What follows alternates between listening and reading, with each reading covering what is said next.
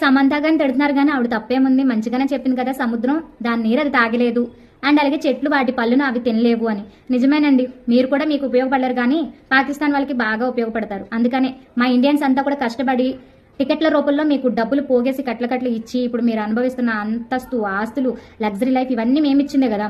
So వాటన్నిటిని మూటముళ్ళు సర్దుకొని పాకిస్తాన్ వెళ్ళి పాపం మీకు జాలి దయ ఏంటి ప్రేమానురాగాలు పొంగిపోతున్నాయి కదా మన శత్రు దేశమైన పాకిస్తాన్ మీద. సో అక్కడికి వెళ్ళి వాటర్ ప్యాకెట్లు, ఫుడ్ లేదంట, సప్లై చేసిరండి.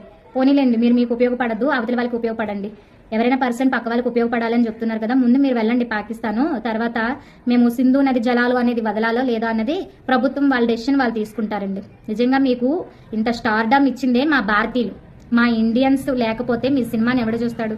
ఈ రేంజ్లో ఉన్న మిమ్మల్ని ఈ రేంజ్కి ఎవరు తీసుకెళ్తారు? డివోర్స్ అయ్యి మీరు ఇన్నోసెంట్ ఫేస్ పెట్టుకొని పబ్లిక్లో తిరుగుతుంటే సానుభూతి చూపించింది మా ఇండియన్సే. అలాగే మీరు వింతైన జబ్బులతో బాధపడి మంచాన్న ములుగుతున్నప్పుడు మీరు త్వరగా కోలుకోవాలని మీ మీద జాలి దయ చూపించింది మా ఇండియన్సే. సో ఇలాంటి మీకు పేరు ప్రఖ్యాతులు తెచ్చిపెట్టి మీరు అనుభవిస్తున్న లగ్జరీ లైఫ్కి కారణమైంది మా భారతీయులే. కానీ మీరు పొగడ్డానికి, సానుభూతులు చూపించడానికి మన శత్రు దేశమైన పాకిస్తాన్. ఒక సమయం, సందర్భం ఉండాలి కదండి.